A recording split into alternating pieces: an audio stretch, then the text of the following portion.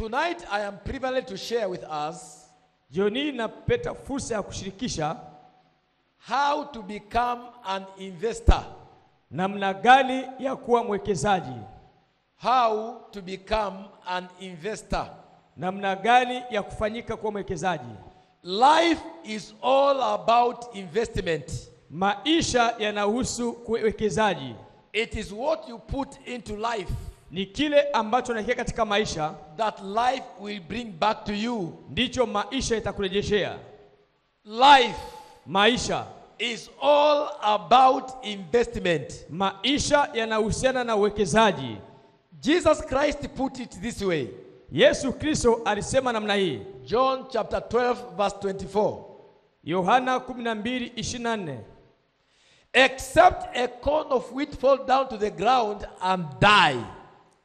Anasema amina naambia, chembe ya ngano isipoanguka ardhini na kufa, it won't bring much fruits. haitaweza kuzaa matunda. But if it dies, Lakini kama itakufa, it will bring much fruit. itazaa matunda mengi. Jesus was talking about the principle of investment. Yesu alizungumzia kanuni ya uwekezaji. That except life becomes an investment, Kwamba kama maisha hayatakuwa uwekezaji, it won't bring forth dividends. hivyo vinginevyo hayatakuletea matokeo. It is what you invest in Ni kile ambacho unawekeza that will bring back to you. ndicho kitarejesha matokeo kwako. Now I want you to understand. Sasa nataka uelewe, God created us as investors. Mungu alituumba sisi kama wawekezaji. The first man and woman God created, Mtu wa kwanza mwanamke na mwanamume Mungu aliwaumba. He created them with the mandate of investment. Aliwaumba na jukumu la uwekezaji. Genesis chapter 1 Mwanzo sura ya 1 and verse 26. mstari 26. The Bible says, let us make man in our own image. Biblia inasema na tumfanye mtu kwa mfano wetu. Man and woman created he them. Mwanamke na mwanamume Mungu akawaumba. And he told them have dominion. Na akawaambia mkatawale. Have dominion. Mkatawale. Verse 28. Mstari 28. And God blessed them. Mungu akawabariki. And he told them, akawaambia, be fruitful. Zaeni.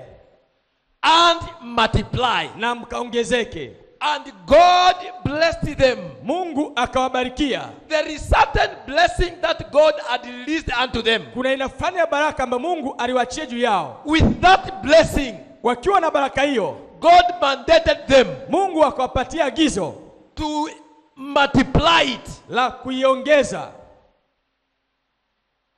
God has blessed us. Mungu ametubariki sisi with specific blessings. Na aina fulani ya baraka. And He is expecting us with the blessings that He has blessed us with. Na nategemea kwamba kwa baraka ambazo ametupatia to invest them. Zile baraka tuziwekeze. So that the blessings will increase. Ili kwamba baraka ziongezeke. So that the blessings will multiply. Ili baraka zikapate kuzidishwa. And at the end of the day, na mwisho wa siku, we shall become rulers over the earth. Tutakuwa tawala wa dunia hii. You will never be able to dominate. Hautaweza kutawala on earth hapa duniani except you are an investor. Isipokuwa wewe ni mwekezaji. Hallelujah. Hallelujah. This means to say, hii ina maana kusema investment is not a worldly concept. Kwamba uwekezaji sio dhana ya kidunia. Investment uwekezaji is a divine principle. Ni kanuni ya kimungu that began with God himself. Ambayo ilianzishwa na Mungu mwenyewe.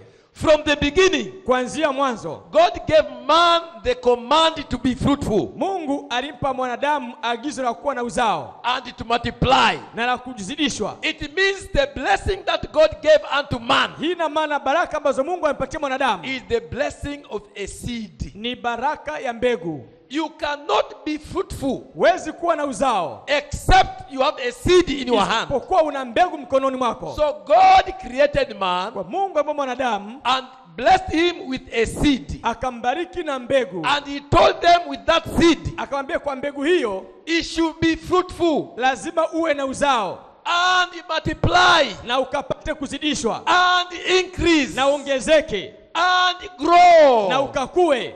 You cannot be fruitful Huwezi kuwa na uzao except you have a seed in your isipokuwa hand. una mbegu mkononi mwako. You cannot be fruitful Huwezi kuwa na uzao except you planted that seed isipokuwa umepanda mbegu hiyo on ground. katika ardhi. Every one of us, Kila mmoja wetu there is a seed given by God to him. kuna mbegu umepewa na Mungu kwako wewe. Every one of us, Kila mmoja wetu there is a ground kuna ardhi that God has given ambaye Mungu amekupatia in which he is supposed to sow that seed, ambayo utakiwa kuipanda mbegu hiyo so that seed will bring forth fruit. ili mbegu hiyo iweze kuzaa matunda mengi. In this course, Kwenye darasa hili I'll be expositing to us nitakuwa nikikufunulia what kind of seeds that God has given into our life. ni aina gani ya mbegu ambazo Mungu ametupatia katika maisha. Where are we supposed to plant those seeds? Wapi tupande mbegu hizo And how to command multiplication na namna gani ya kuamuru mazidisho in the mighty name of Jesus. katika jina Yesu Kristo. I said from the beginning, Nilisema kuanzia mwanzo God gave man the command to be fruitful Mungu alimpatia mwanadamu agizo la kuwa na uzao and to multiply. na la kuongezeka. This is the first investment instruction. Haya ni maelekezo ya kwanza ya uwekezaji, To take what God has given kwamba kuchukua kile ambacho Mungu amekupatia and make it grow. na uweze kukikuza. Whatever that God has given unto you, Chochote ambacho Mungu amekupatia wewe you have a mandate to grow it. unalo jukumu la kukizalisha. Nothing is permitted to die in your hand. Hakuna kitu kinachoruhusiwa kufa mkononi mwako. That business, Hiyo biashara, that job, hiyo kazi, that money hiyo fedha that God has given unto ambayo you, Mungu amekupatia wewe it is not supposed to die in your hand. haitakiwi kufia mkononi It's mwako. not supposed to be stagnated. Haitakiwi kudumaa. It's supposed to grow. Inatakiwa kukua. It's supposed to increase. Inatakiwa It's kuongezeka. supposed to multiply. Inatakiwa kuzidishwa. That grace Hiyo neema for multiplication ya kuongezeka you are receiving from this platform unaipokea muda huu in the mighty name of Jesus Christ. katika jina Yesu Kristo. When God planted a garden, Mungu alivyopanda ile bustani, he put Adam in it alimweka Adam ndani ya bustani and he instructed him, na akampatia maelekezo, till the ground ilima ardhi and keep it. na uilinde. There is something that God expected Adam to do Kuna kitu Mungu alitegemea Adam angefanya after giving him the garden. baada ya kuwa amepewa ile He bustani. was supposed to keep the garden. Atakiwa ilinde bustani, He was supposed to take care of the garden atakiwa isimamie bustani so that the garden will bring forth much fruits. ili kwamba bustani imzalie matunda mengi. Every one of us knows that inside the garden Kila mmoja wetu ndani ya bustani there are plantations kuna mazao that are supposed to bring forth fruits, ambaye atakiwa kuzaa matunda, that are supposed to multiply. ambaye atakiwa kuzidishwa. So the first command that God gave to man Kwa agizo la kwanza ambalo Mungu anampatia mwanadamu is the command for investment. ni agizo la uwekezaji. Investment of time, Uwekezaji wa muda, investment of energy, uwekezaji wa nguvu, investment of resources, uwekezaji wa mali, investment of skill. uwekezaji wa ujuzi. There is a garden that God has given unto you Kuna bustani ambayo Mungu ashakupatia wewe that you are supposed to invest in it ambayo utakiwa kuwekeza kwenye bustani and command na multiplication uweze kuamuru ongezeko in the mighty name of Jesus. katika jina Yesu Kristo. This means He- God is expecting you to grow. Hii ina maana Mungu anakutegemea wewe uweze kukua. God is expecting us to manage and multiply his resources. Mungu anategemea sisi tuzisimamie vyema na kuzidisha mali alizotupatia. Genesis chapter 2 verse 15. Mwanzo sura ya 2 mstari 15. God's nature is increase. Asili ya Mungu ni ongezeko. Everything he created carries the seed of multiplication. Kila kitu alichokiumba Mungu kinabeba mbegu ya maongezeko. God created animals. Mungu aliumba wanyama. Inside the animals, Ndani ya wanyama hao he put the seed akaweka mbegu for the animals to multiply. ili wanyama waweze kuongezeka. God created plants. Mungu aliumba mimea. Inside the plants, Ndani ya mimea he put seed akaweka mbegu of multiplication. ya maongezeko. God created human beings. Mungu aliumba mwanadamu. Inside human beings, Ndani ya mwanadamu he put seed akaweka mbegu for ya multiplication. maongezeko. So you have a potential to multiply. Wewe unayo fursa ya kuongezeka. Whatever that you are doing right now, Chochote unachofanya sasa hivi, that business, hiyo biashara, that career, hiyo taaluma, that profession, hiyo taaluma if yako, you invest in it, ukiwekeza ndani it yake will multiply. itaongezeka. In the mighty name of Katika Jesus, jina la Yesu. I speak multiplication in your life today in the name of Jesus. Natamka mazidisho maishani mwako leo katika jina la Yesu. Whatever business that you are doing right now, Biashara tunayofanya sasa hivi, that business hiyo biashara shall multiply itaongezeka in the mighty name of katika Jesus. jina la Yesu. I see your business multiplying Sasa biashara yako inaongezeka in the mighty name of Jesus. katika jina la Yesu. We are serving a God of multiplication. Tunamtumikia Mungu wa maongezeko. So we should expect multiplication. Kwa lazima tutegemee maongezeko. We should expect growth. Tegemea ukuaji. We should expect expansion Tegemea kupanuka in whatever that you are doing. kwa chochote unachokifanya. Therefore, investment is godly because it aligns us with his nature of fruitfulness and growth. Hivyo basi uwekezaji ni wa kimungu kwa sababu unatupangilia sisi kwenye asili ya Mungu ya uzalishaji na maongezeko. If you are not an investor, Kama wewe sio mwekezaji, you are not godly. wewe sio wa kimungu. Every godly human being Kila mwanadamu wa kimungu has investment mindset. ana mtazamo wa uwekezaji. What is investment? Uwekezaji ni kitu gani? I'm going to give us two definitions. Nitakwenda kupatia tafsiri mbili. Number one Tafsiri ya kwanza is a natural definition. ni tafsiri ya kawaida. Number two, Namba mbili it is a spiritual definition. ni tafsiri ya kiroho. Open your Bible with me from the book of Matthew 25, Fungua Biblia kitabu cha Mathayo sura 25 verse 14 to 30. mstari wa 14 mpaka 30. Here is a story Hapa kuna habari of a certain businessman ya mfanyabiashara mmoja who called his three servants, aliwaita watumishi wake watatu, and he gave them talents akawapatia talanta according to their own abilities. kulingana na uwezo wa kila He mtumishi. told them to invest those talents. Akawaambia wekezeni hizi talanta. He told them to multiply. Akawaambia mwende mkazidishe. And he traveled. Na akasafiri yule After a bwana. certain period of time, he came back. Baada ya muda fulani akarejea. Now, two of his servants Sasa wawili kati ya wale wafanyakazi invested in those talents, waliwekeza kwenye zile talanta and they increased. na wakaongezeka. They multiplied. Zikaongezeka They talanta. grew the talents. Wakakuza zile talanta. And the master added some more Na yule bwana akaongezea zaidi unto them. juu yao. But there is one Lakini kuna mmoja that never planted the talent. yeye hakupanda ile He talanta never invested in it. wala hakuiwekeza. He just kept it. Yeye aliitunza tu. And the master was very angry with Na him. yule bwana akawa na hasira dhidi yake. What is number one definition of investment? Tafsiri ya kwanza uwekezaji ni ipi? Investment means Uwekezaji una maana committing your resources into something with the expectation of increase or profit. ni kutumia zile mali zako kwenye kitu fulani kwa mategemeo kwamba upate maongezeko ama faida. It is committing your time, Ni kutumia ule muda wako, committing your money, kutumia fedha yako, committing your skills, kutumia ujuzi wako all your energy ama nguvu zako that God has given unto you ambazo Mungu amekupatia wewe into something kwenye kitu fulani with the expectation ukiwa na mategemeo of multiplication, ya maongezeko, increase, ya kuongezeka, growth, kukua, enlargement, kupanuka or expansion. ama kutanuka. Whatever that God has given unto you, Chochote ambacho Mungu amekupatia wewe, whether it is money, iwe ni fedha whether it is skill, ama ni ujuzi expertise, ama ni ufahamu fulani, time, muda, relationship, mahusiano, is a seed. ni mbegu mkononi mwako. He is expecting you to commit them into something Kwa Mungu anategemea kwamba uitumie kwenye kitu fulani so that they will increase, ili kwamba iweze kuongezeka, so that they will multiply. ili iweze kuzidishwa.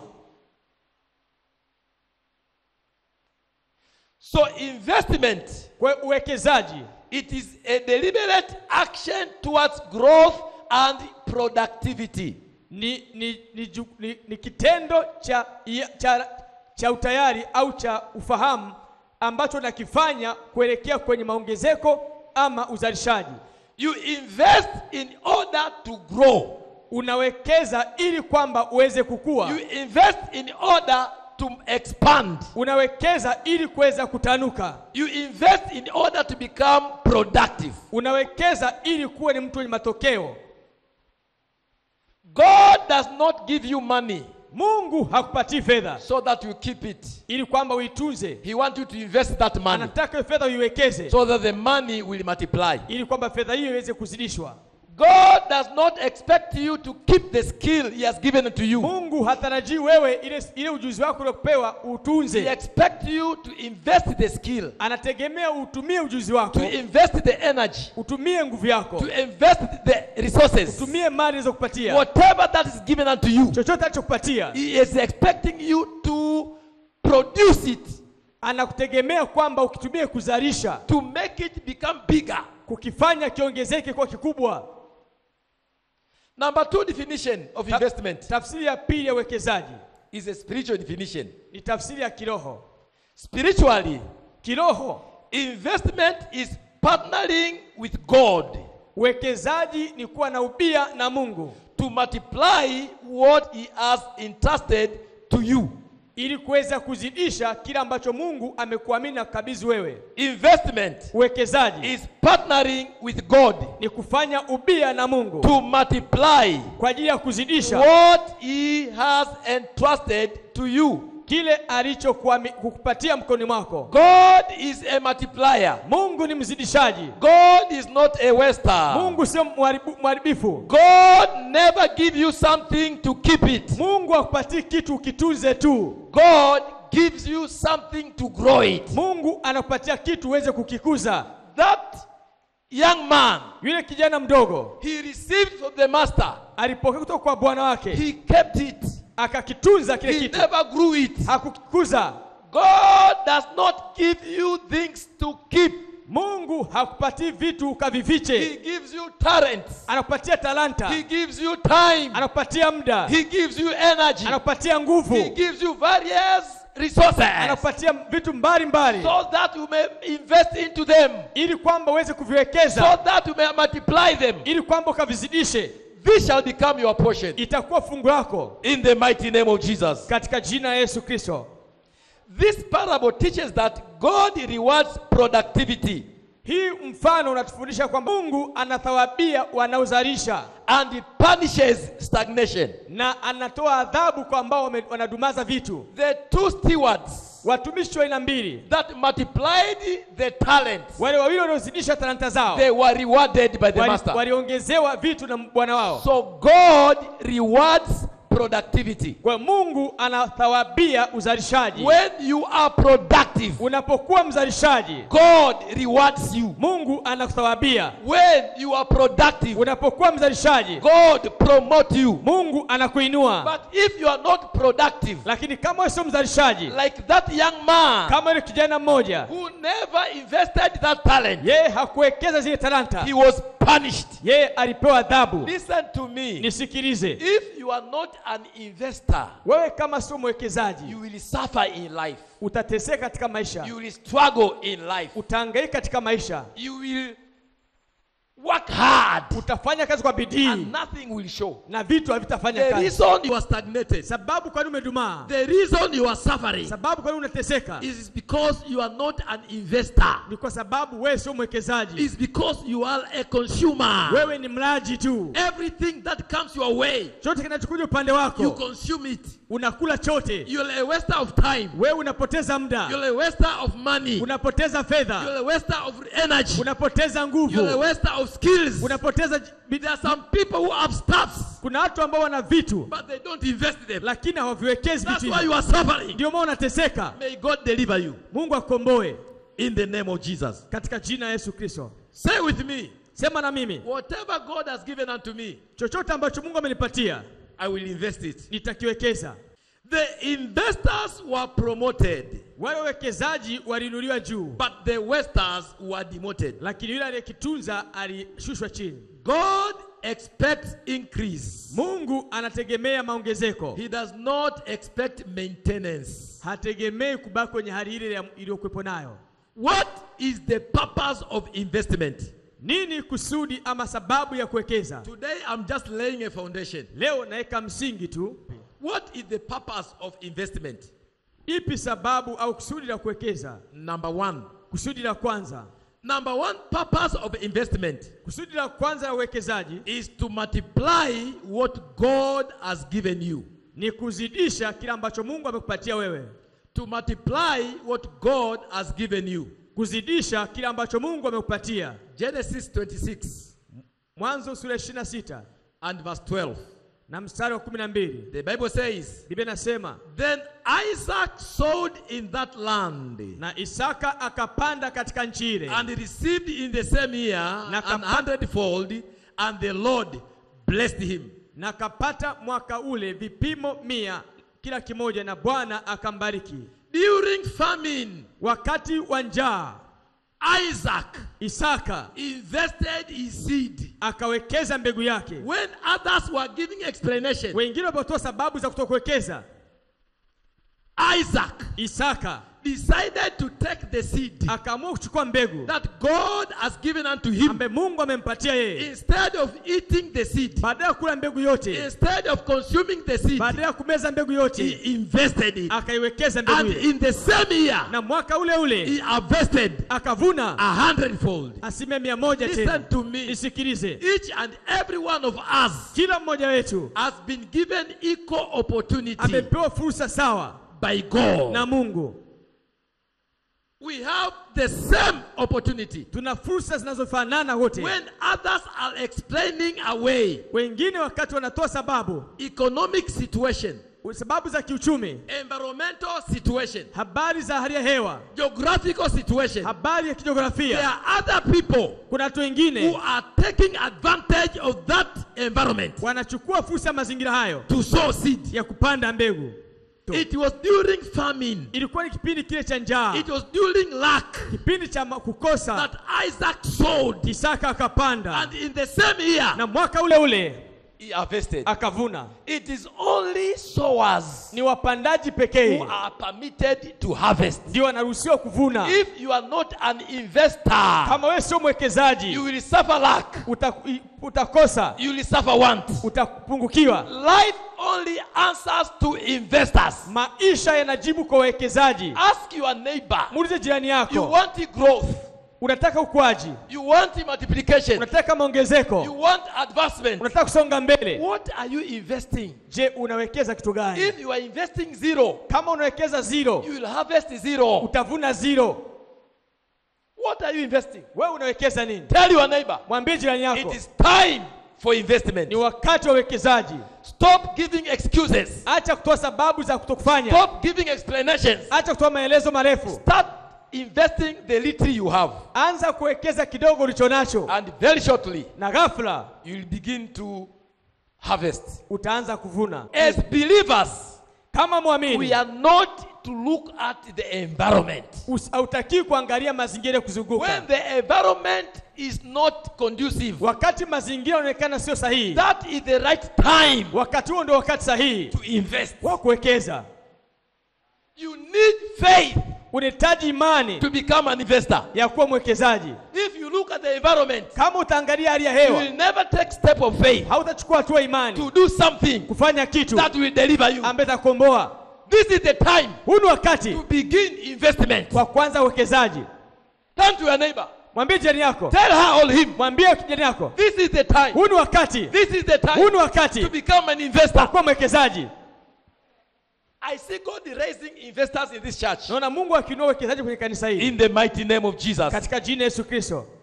Number 2 purpose of investment Sababu ya pili ya uwekezaji is to provide for family and future generation. ni kwa ajili ya kuhakikisha unahudumia familia na vizazi vijavyo. Proverbs chapter 13 and verse 22. Mithali 13 na mstari 22. A good man leaveth an inheritance to his children's children. Mtu mwema huachia wanawe urithi. And the wealth of the sinner is laid up for the just. Mtu mwema huachia wana wa wanaye urithi. A good man Mtu mzuri leaveth an inheritance. Anaachilia urithi. Listen to me. Nisikilize. If you are not an investor, Wewe kama sio mwekezaji, you will leave poverty as an inheritance to your children. Utaachia watoto wako umaskini kama urithi. God is expecting you Mungu anakutegemea wewe to leave something, kuachia nao kitu fulani, to leave a shop, kuachia duka, to leave an institution, kuachia taasisi, to leave a house, kuachia nyumba, to leave a business kuachia biashara as an inheritance kama urithi wao to your children. kwa watoto wako. Only investors Ni wawekezaji pekee can leave something wanaweza kaacha vitu fulani to their children. kwa watoto wao. Ask your neighbor, Muulize jirani yako, when you die, unapokufa what are you going to leave to your children? utaachia watoto wako kitu gani? Are you going to leave quarrels, Unaenda kuachia matatizo, division, mpasuko and fights? na mapambano. Godly investment Uwekezaji wa kiungu ensures financial stability for generations. unakuhakikishia uimara wa kiuchumi kizazi hata kizazi. Wise believers plan beyond themselves. Unajua, waamini wenye hekima wanapangilia zaidi ya maisha yao wenyewe. They invest for the future of their lineage. Wanawekeza pia kwa ajili ya kizazi chao kijacho. Start a business. Anza biashara. Start something. Anza kitu fulani. Plant something Panda kitu fulani of your own cha kwako mwenyewe that will grow ambacho utakikuza and leave it na ukakiacha to your children. kwa watoto wako. And your children will grow it Watoto wako pia watakikuza and hicho leave it na watakiacha to their children's children. kwa wajukuu zako. You don't leave Kinua Mgongo as inheritance to your family. Huwezi kuacha Kinua Mgongo kama ndio urithi wa familia yako. It is a business you live. Ni ile biashara unayoifanya. It is a business venture you live. Ni ile safari ya maisha ya biashara unaishi. Behind that they will inherit. Ndio biashara uliacha ndio watakaoirithi. Look at Mengi. Mwangalie Mengi. He went, Ameondoka. but behind Lakini nyuma yake he had television. alikuwa na television na TV. He had certain media institutions, Alikuwa na taasisi ya habari, newspapers, magazeti, televisions, television, radio stations. radio. That his family is running right now. Sasa familia yake ndio inaendesha sasa hivi. Your family will never inherit your prayer. Unajua familia yako haitarithi maombi yako. Begin to do something. Anza kufanya kitu sasa. Begin to do something. Anza kufanya kitu. Begin to do something. Anza kufanya kitu. In the name of Jesus. Katika jina Yesu. Number 3. Namba 3. Why is it important to invest? Kwa nini ni muhimu kuwekeza? What is the purpose of investment? Kusudi ya uwekezaji ni lipi? Investment breaks the cycle of poverty. Uwekezaji unavunja ule mzunguko wa umaskini. Investment breaks the cycle of poverty. Uwekezaji unavunja ule mzunguko au muendelezo wa umaskini. Proverbs 21 Mithali 21 and verse 5. na mstari wa 5.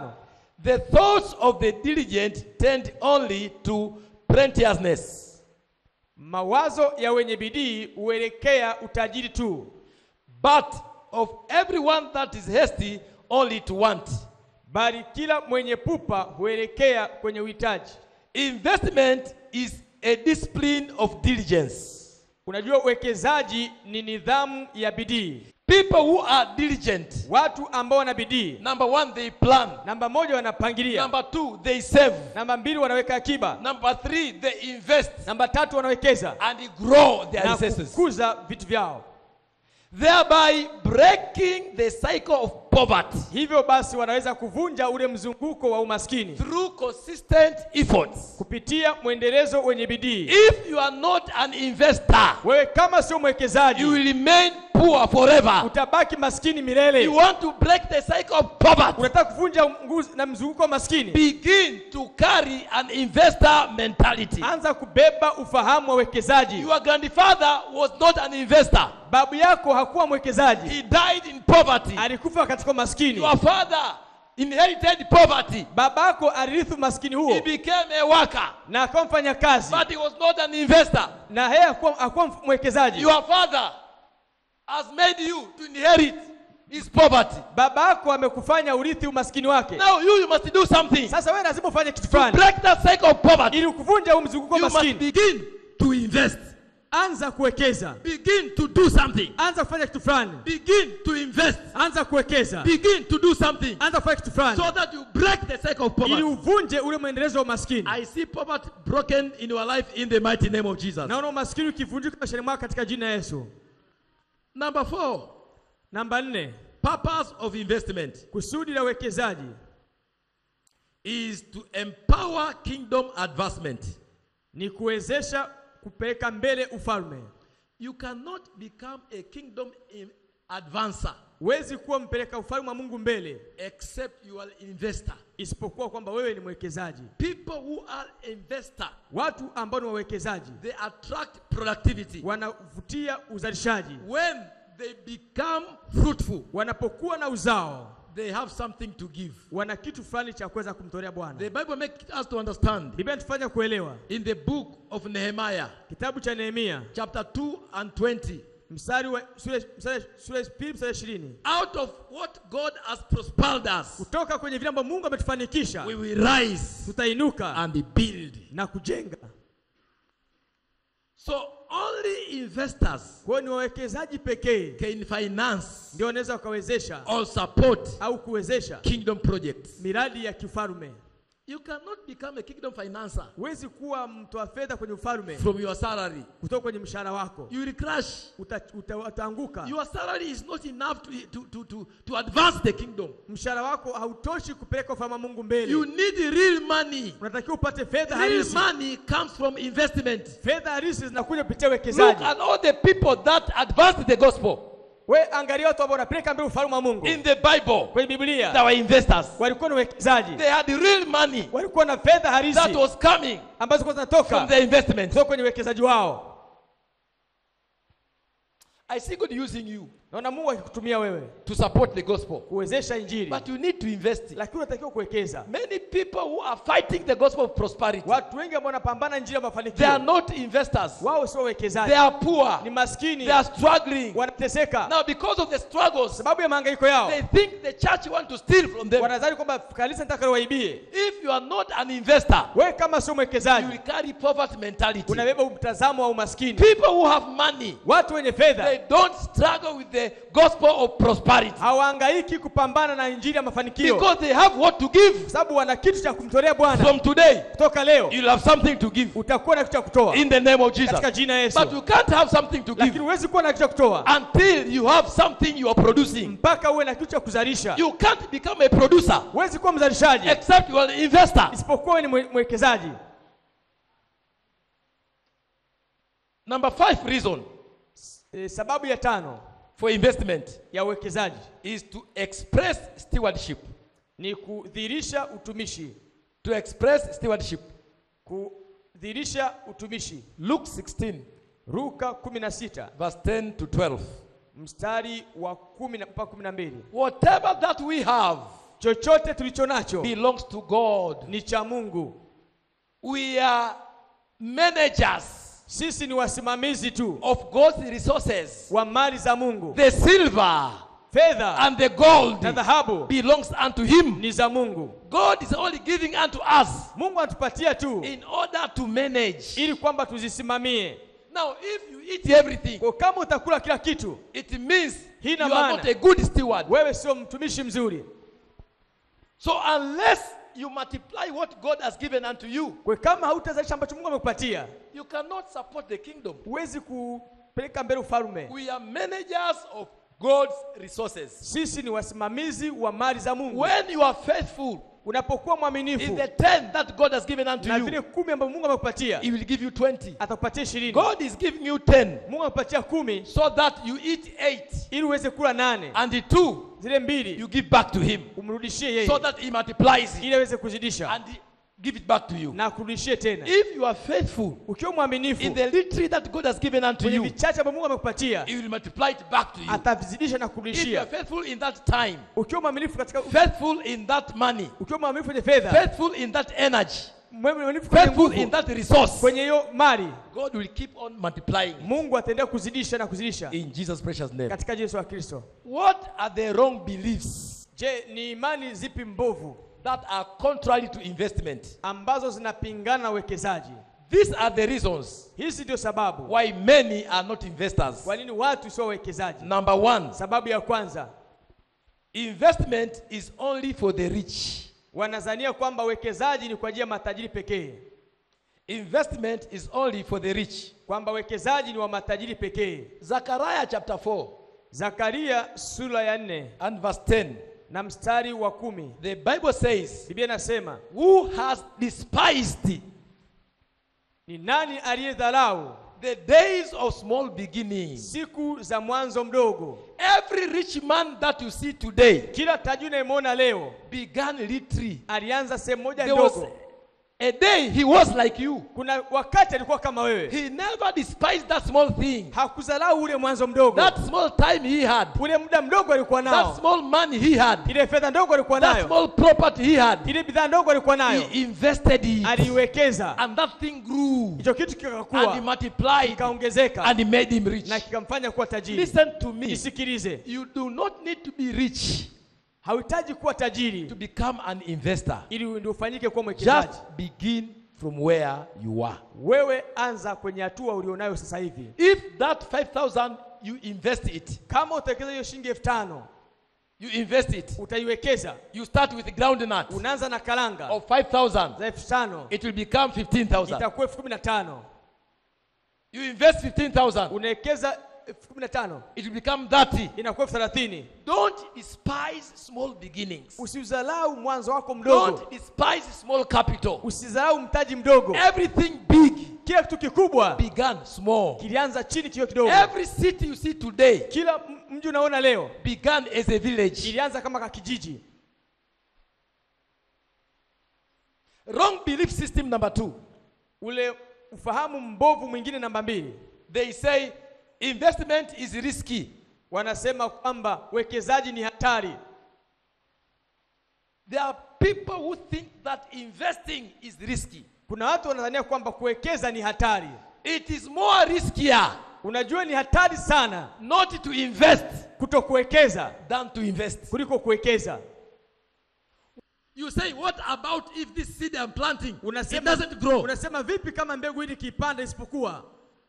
Okay, if you don't plant it, Sasa kama hautaipanda mbegu, you will eat it. utakula ile mbegu. Now the season of scarcity, Sasa wakati wa kukosa, dry season, nyakati za ukame, when others are harvesting their wakati own, wengine wanavuna za kwao, you will be having wewe scarcity. wewe utakuwa hauna kitu. It is risky Ni hatari sana not to invest. kutokuwekeza. Life without investment is risky. Maisha bila wekezaji ni hatari. It brings poverty. Inaleta umaskini, It brings penury. inaleta maumivu, It brings lack. inaleta kukosa. Exodus chapter 11, Mhubiri sura ya 11 verse 1 and 2. mstari wa kwanza na wa pili. Cast your bread upon the waters, Anasema tupa chakula chako usoni pa maji, for thou shalt find it after many days. maana utakiona baada ya siku nyingi. He says, cast your bread. Anasema tupa mkate wako. Bread is what you're supposed to eat. Mkate ni kile chakula unatakiwa kula. He says, if you sow bread, Anasema kama utaupanda ule mkate, you will surely hakika harvest it. utavuna. Don't eat everything. Usile kila kitu. Don't eat all the money that's coming your way. Usile kila fedha ambayo inakuja upande Don't wako. spend all the time that's coming your way. Usitumie muda wote ambao unakuja upande wako. Begin to invest some Anza kuwekeza sehemu fulani and will be delivered. na utakombolewa. Number 3, Namba 3, Wrong belief. mitazamo potofu au They say God will bless me without planning. wanasema kwamba Mungu atanibariki bila kupanga. God blesses the work of your hands, Mungu anabariki kazi ya mikono yako, not the emptiness of your wishes. sio matarajio ya moyo wako. Planning is a spiritual act of wisdom. Unajua kupangilia ni hekima ya kiroho. Planning, Kupanga, understanding, ufahamu and knowledge na maarifa, are the vehicles through which divine blessing flows. hizo ndio magari ambayo baraka za Mungu hupitia. Please begin to plan your future. Tafadhali anza kupanga kesho yako. Don't eat your future away. Usile kesho yako leo. Whatever you do now, Chochote unachokifanya leo you will attract tomorrow. inavutia kesho. If you eat everything now, Ukila kila kitu leo, tomorrow kesho you will die of hunger. utakufa na njaa. Learn to invest. Jifunze kuwekeza. Father, Baba, I receive grace napokea neema to invest ya kuwekeza in the name of katika Jesus. jina la Yesu. I command Ninaamuru lack of investment mentality kukosa ufahamu wa uwekezaji to bow ukaondoke in the name of Jesus. katika jina la Yesu. Father, Baba, I receive grace napokea neema to invest ya kuwekeza some of the money, baadhi ya fedha, some of the time, baadhi ya some muda, of the energy, baadhi ya nguvu, some of the resources baadhi ya mali that I have ambazo ninazo in the name of katika Jesus. jina la Yesu. Because except I become an investor, Sababu kama sitakuwa mwekezaji I will suffer tomorrow. nitateseka I kesho. don't want to suffer. Sitaki kuteseka. Father, empower Baba, me nitie to nguvu become an investor kuwa mwekezaji in the name of Jesus. katika jina la Yesu. Lift your voice and pray. Inua sauti yako uombe. Lift your voice and pray. Inua sauti yako uombe. I want to become an investor. Nataka kuwa mwekezaji. I don't want to be a waster. Sitaki kuwa mharibifu. I want to become an investor. Nataka kuwa mwekezaji. An investor of your resources. Mwekezaji wa mali. I don't want to waste your resources. Sitaki kupoteza mali. My Father, Baba yangu, I pray for grace. napokea I neema. pray for anointing. Naomba upako. I pray for capacity Naomba nguvu. to become an investor Niwe mwekezaji in the name of katika Jesus. jina la Yesu. Father, thank you. Baba, asante. Blessed be your mighty name. Libarikiwe jina lako kuu In Jesus' precious name. katika Yesu wa thamani. Amen. Amen.